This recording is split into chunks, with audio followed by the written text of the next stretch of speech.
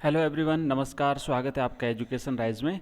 आगामी second test जो आयोजित होने जा रहा है 26 से 28 अक्टूबर, उसके लिए जल्दी से क्विक रिवीजन कर लेते हैं हम एमसीक्यूज़ का। हिस्ट्री क्लास 12th और ये है पहला चैप्टर। तो पहला प्रश्न है आपका, ब्राह्मी और खरोष्टी लिपियों को पढ़ने वाला था। ब्राह्मी और खरोष्टी लिपियों को पढ़ने वाला कौन था? ऑप्शन है आपके पास 4। 1 John Marshall, option 2 Cunningham, option 3 Prinsep और ऑप्शन 4 है व्हीलर। तो इसका राइट आंसर है ऑप्शन 3 प्रिंसेप, जॉर्ज प्रिंसेप, जिसने ब्राह्मी और खरोष्टी लिपियों को सबसे पहले पढ़ा था। प्रश्न नंबर 2, बौद्ध और जैन धर्म के आरंभिक ग्रंथों में कितने महाजनपदों का उल्लेख मिलता है? पहला ऑप्शन है 8, ऑप्शन नंबर 2 18, ऑप्शन नंबर 3 16 और ऑप्शन नंबर 4 14। तो इसका राइट आंसर है ऑप्शन नंबर 3 16। तीसरा प्रश्न, अशोक के अधिकांश अभिलेख किस भाषा में हैं? ऑप्शन 1 संस्कृत, ऑप्शन 2 पाली, ऑप्शन 3 हिंदी और ऑप्शन 4 प्राकृत। तो इसका राइट आंसर है ऑप्शन 4 प्राकृत। अशोक के ज़्यादातर अभिलेख जो है वो प्राकृत भाषा में प्राप्त हुए हैं।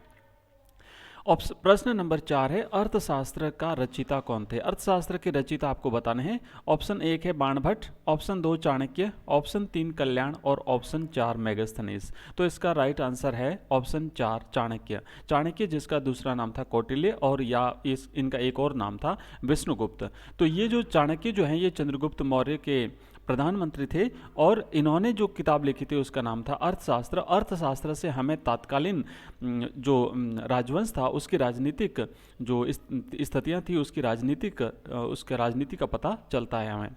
अगला प्रश्न है आपका, इंडिका की रचना किसने की थी? पांचवा प्रश्न। ऑप्शन है आपके लिए 1 Chanakya, option number 2 Curtius, option number 3 है मेगास्थनीज और ऑप्शन नंबर 4 है प्लूटार्क। तो इसका राइट आंसर है ऑप्शन 3 मेगास्थनीज। आप लोग एक काम करिए, आपको जिन जिन प्रश्नों का आंसर आ रहा है जल्दी से कमेंट बॉक्स में कमेंट करते जाइए और साथ ही साथ अपने आंसर चेक करते जाइए।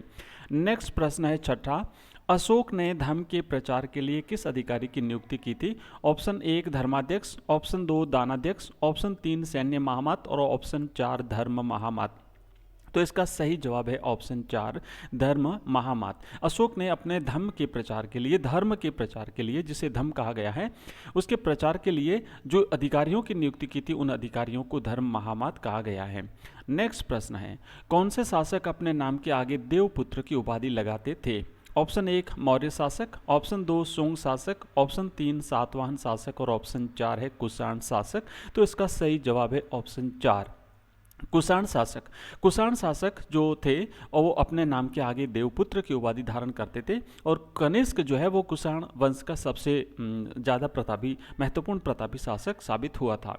नेक्स्ट प्रश्न है आपका, प्रयाग प्रशस्ति की रचना किसने की थी? बहुत ही इंपॉर्टेंट प्रश्न है। प्रयाग प्रशस्ति की रचना किसने की थी? ऑप्शन 1 है आपके लिए हरिसेन, ऑप्शन 2 बाणभट्ट, ऑप्शन 3 कालिदास और ऑप्शन 4 कल्याण। तो इसका सही जवाब है ऑप्शन 1 हरिसेन। नेक्स्ट 9वां प्रश्न है, अभिलेखों के अध्ययन को क्या कहते हैं? ऑप्शन 1 मुखाकृति, ऑप्शन 2 पुरालिपि, ऑप्शन 3 अभिलेख शास्त्र और ऑप्शन 4 है शिल्प शास्त्र। तो इसका सही जवाब है ऑप्शन 3 अभिलेख शास्त्र। आपको इसी प्रकार के सारे सब्जेक्ट्स की तैयारी करने के लिए हमारे चैनल पर आपको सभी सब्जेक्ट्स के एमसीक्यूज चैप्टर वाइज आपको मिल जाएंगे। तो अपने सेकंड टेस्ट की तैयारी के लिए आप जरूर हमारे चैनल पर आइए और प्रत्येक चैप्टर का एक बार एमसीक्यूज क्विक रिवीजन जरूर कर लीजिए ताकि आने वाले सेकंड टेस्ट में आपके पूरे 20 में से 20 प्रश्न जो है वो आपके राइट हो जाए और 20 में से 20 नंबर आपको मिल जाए। पता है आपको कि जो टेस्ट होने जा रहा है इसमें 20 प्रश्न पूछे जाएंगे, प्रत्येक प्रश्न 1 नंबर का रहेगा। ऑब्जेक्टिव टाइप के प्रश्न जो है वो आएंगे, एमसीक्यूज आएंगे। चलिए अगला प्रश्न है आपके लिए 10वां, निम्न में से सबसे महत्वपूर्ण जनपद कौन सा था? ऑप्शन 1 मत्स्य, ऑप्शन 2 गांधार, ऑप्शन 3 मगध और ऑप्शन 4 कुरु वंश। तो सबसे महत्वपूर्ण जनपद अपने समय का जो था वो था मगध। इन सभी में से ना 16 महाजनपद थे हमारे भारत में उस समय, तो उसमें सबसे ज़्यादा महत्वपूर्ण था वो था मगध जनपद। अगला है कि मगध महाजनपद की प्रारंभिक राजधानी कौन सी थी? Option 1 Patna, option 2 Rajgriha, option 3 Pataliputra और ऑप्शन 4 है लिच्छवी। तो ऑप्शन इसका राइट है वो है ऑप्शन नंबर 2 राजगृह, जिसे राजगाह भी कहते हैं, काफ़ी जगह राजगाह लिखा हुआ है। तो ये राजगृह जो है ये पाटलिपुत्र ये जो मगध महाजनपद था उसकी प्रारंभिक राजधानी थी।